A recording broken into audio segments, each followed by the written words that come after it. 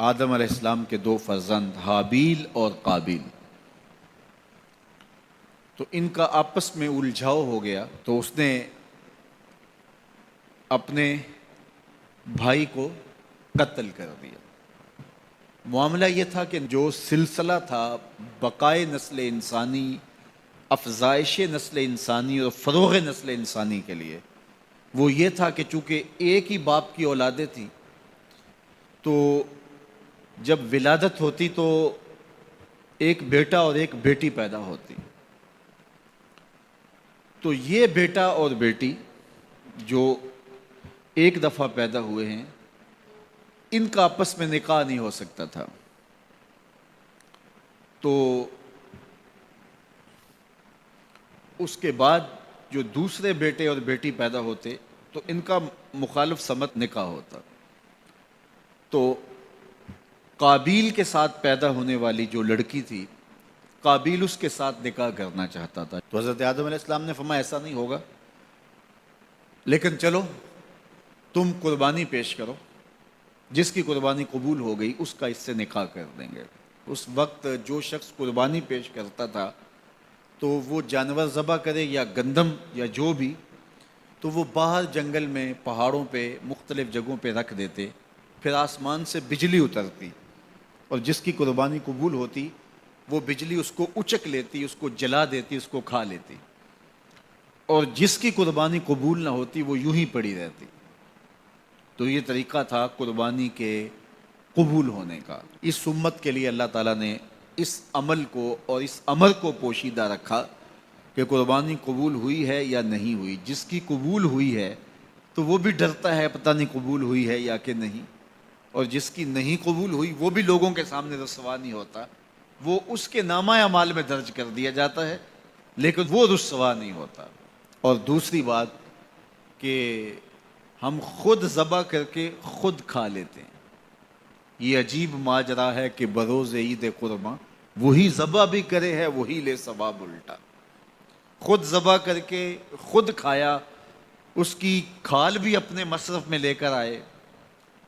اور ثواب بھی خود کمایا۔ یہ اللہ نے اس امت پر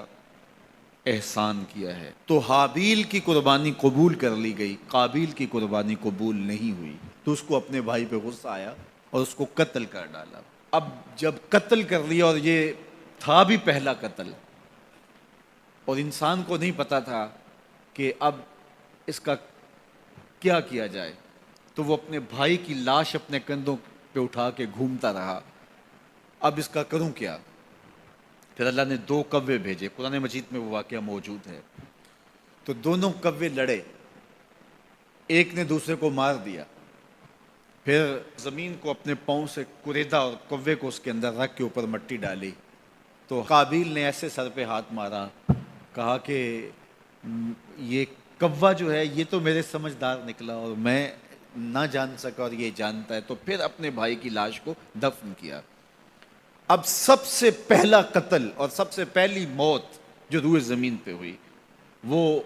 حابیل کی تھی۔ اب قیامت تک جتنے لوگ بھی قتل ہوں گے، جس طرح قاتل کو اس کی سزا اور اس کا گناہ پہنچے گا، یہ سارا گناہ قابیل کے نامہ اعمال میں بھی درج ہوتا رہے گا، اس لیے کہ اس جرم کا آغاز اس نے کیا۔ آپ سے اگر ہو سکے تو کسی اچھے کام کا آغاز کرنا، کبھی بھی کسی برے فعل کا ذریعہ نہ بننا۔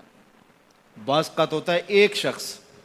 کوئی ایسا کام کرتا، اس کی دیکھا دیکھی سارے لوگ کرنے لگ جاتے ہیں، اگر وہ اچھا ہوتا ہے تو اچھائی پھیلنے لگتی ہے، اور اگر وہ کام برا ہوتا ہے تو برائی پھیلنے لگتی ہے۔ تو انسانی فطرت ہے کہ وہ دیکھے دیکھے کام کرنے لگ جاتے ہیں۔ تو میں آپ کو یہ کہوں گا، کوئی بھی عمل ہو تو آپ کبھی بھی کوئی کام کرنے سے قبل یہ ضرور سوچیں کہ میرے کسی عمل کے تتبع سے کہیں جو ہے وہ میرے ذمے میرے کھاتے کو ایسی چیز نہ آ جائے۔ اور اگر کوئی اچھائی ہے تو وہ حضور نے ایک دفعہ فنڈ مانگا، تو ایک شخص نے کھڑے ہو کر کے کچھ پیش کیا، تو اس کے دیکھا دیکھی باقی لوگ بھی شامل ہو گئے، تو حضور نے اس وقت فرمایا تھا تاریخ ساز جملہ، من سنّا فی الاسلام سنتن حسنتن فلہ اجرہا، جس نے اسلام میں کوئی اچھا طریقہ رائج کیا تو اس کو اس کا اجر نصیب ہوگا،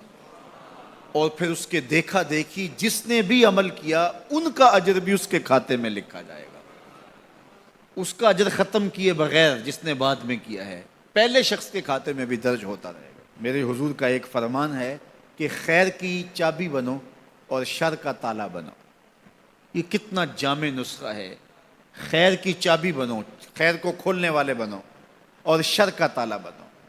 کچھ لوگ شر کی چابی بنتے ہیں اور خیر کا تالا بنتے ہیں۔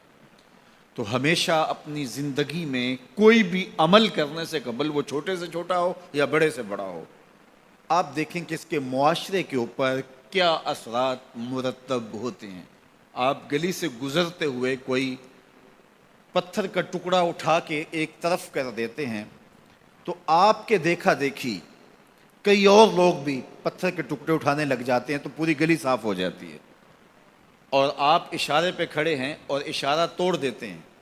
تو سارے لوگ